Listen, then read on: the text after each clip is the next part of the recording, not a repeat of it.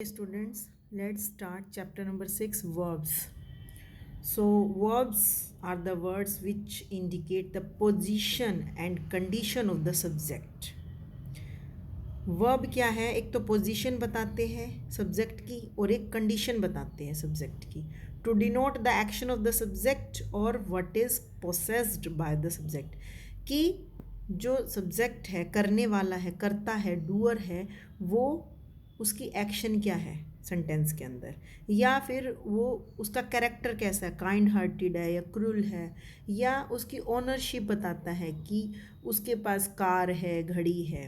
ठीक है, तो या तो पोजीशन बताता है ओनरशिप, या एक्शन बताता है कि शी प्लेज, ही रैन, इस तरह का, और उसकी पोजीशन की वो एक ऑनर है या एक वो स्लेव है. ठीक है, इस तरह की चीज़ जो वर्ब हमें डिनोट करती है. उसके बाद दो हमारे पास वर्ब है, मेनली ट्रांजिटिव वर्ब और इनट्रांजिटिव वर्ब. ठीक है, तो ट्रांजिटिव वर्ब क्या है? जिसे कि कंप्लीट होने के लिए किसी ऑब्जेक्ट की नीड होती है. A verb that needs an object to complete its meaning is called a transitive verb. Like he packed the bag. अगर हम बैग को हटा दें, ही पैक्ड, तो ये सेंटेंस कंप्लीट नहीं होता है. तो द बैग जो है यहाँ पर ऑब्जेक्ट है, इस सेंटेंस को कंप्लीट करता है द बैग ऑब्जेक्ट. ठीक है, तो इसे कहते हैं हम transitive verb.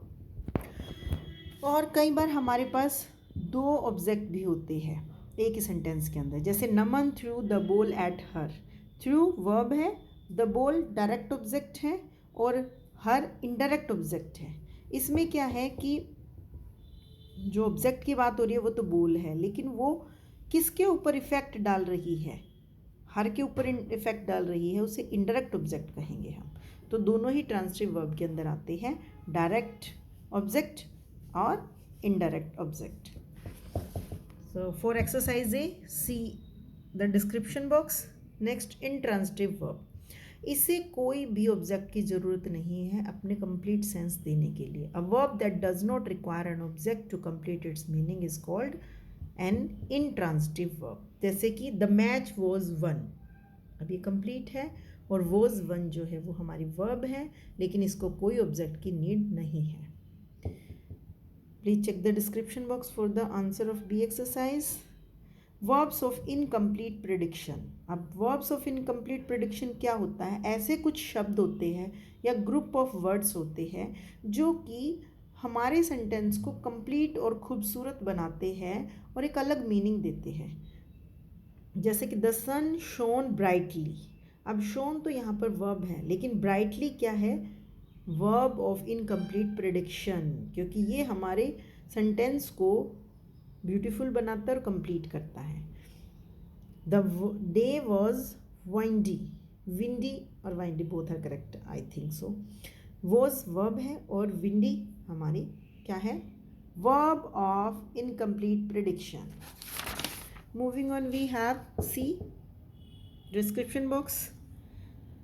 Chief parts of verb: first form, second form, third form, which are nowadays called as present tense, past tense, past participle, which is third form. Then main or principal, base form, auxiliary और helping verbs. auxiliary verb, auxiliary वो होती है जिससे हम बहुत सारी forms निकाल सकते हैं. ये सिर्फ 3 नहीं होती, जैसे कि जो मेन वर्ब होती है उसकी 3 फॉर्म होती है, जैसे ग्रो, ग्रू, ग्रोन, फ्लाई, फ्लू, फ्लॉन. लेकिन जो ऑक्सिलरी है उसकी बहुत सारी होती है, जस्ट लाइक बी है. बी को अगर हम प्रेजेंट टेंस में यूज़ करेंगे तो उसको 3 फॉर्म में हम लगा सकते हैं. Is, am, are. Is for singular, am for I and are for plural. और अगर हम पास्ट के लगाते हैं तो वोज, वर. ठीक है, हैज़ के भी ऑक्सिलरी वर्ब है, हैड और हैव, और साथ साथ विल हैव और शैल हैव. ये क्या है? हमारा फ्यूचर परफेक्ट. उसके बाद डू को डिड और डज दोनों के लिए, कैन को कुड में. नेक्स्ट यहाँ पर कुछ फॉर्म ऑफ द वर्ब दी है, ये आपको थोड़ी सी याद ही करनी पड़ेगी. See the description box for the answer of D. फिर यहाँ पर थोड़ी सी स्ट्रॉन्ग आपको और वीक वर्ब्स दी हुई है. वीक वर्ब्स क्या है? जो या तो सिर्फ उनके पीछे ई डी लगा दिया गया है, या डी लगा दिया, या टी, बस ई डी, डी और टी. अगर सिर्फ इतना ही चेंज आया है बेस फॉर्म में तो इसे वीक वर्ब कहते हैं। जैसे एक्वायर, एक्वायर्ड, ईडी लग गया। Address, addressed, bend, bent, only T लगा। और स्ट्रॉन्ग वर्ब हमारी क्या है, जो फुली चेंज हो गई है, वॉवल्स चेंज हो गई है जिसके, ठीक है। जैसे स्टैंड का स्टूड हो गया, गिव का गिव, ब्लो का ब्लू, तो ये इनसाइड वॉवल्स ही चेंज करते हैं। नेक्स्ट हमारे पास कुछ ऐसी वर्ब होती हैं जिनका टोटली मीनिंग, वर्ब फॉर्म सब चेंज होता है, और कुछ ऐसी होती हैं जो first form, second form, third में सेम रहती है। जैसे cut cut cut, put put put, bid bid bid, cost cost, hit hit, read read, ठीक है। और फिर है correct use of some verbs.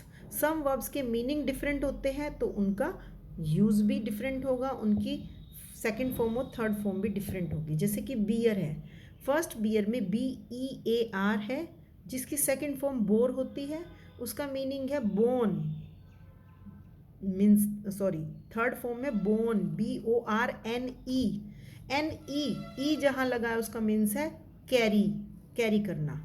और सेकंड देखिए बियर बोर बोन, उसका मतलब है टू गिव बर्थ, ठीक है।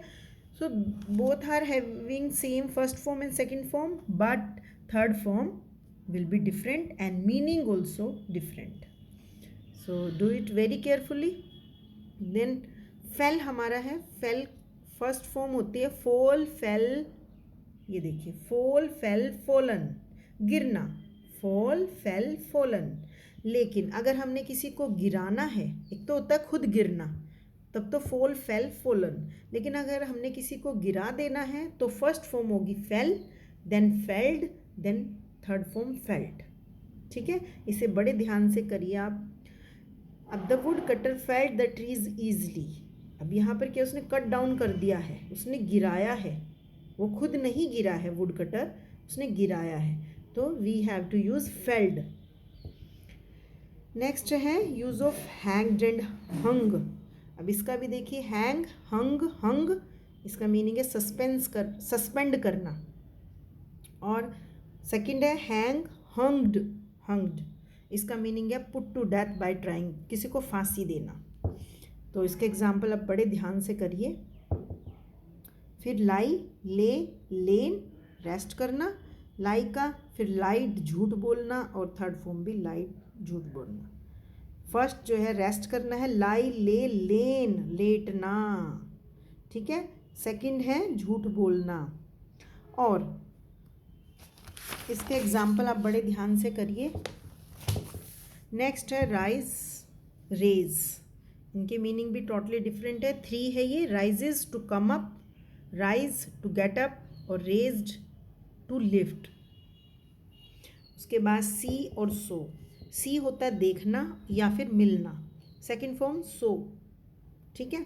लेकिन एक सो होता है जिसकी फर्स्ट फॉर्म ही सो है, सेकंड फॉर्म सोड, ईडी लगा दिया, थर्ड फॉर्म सोन, एन लगा दिया।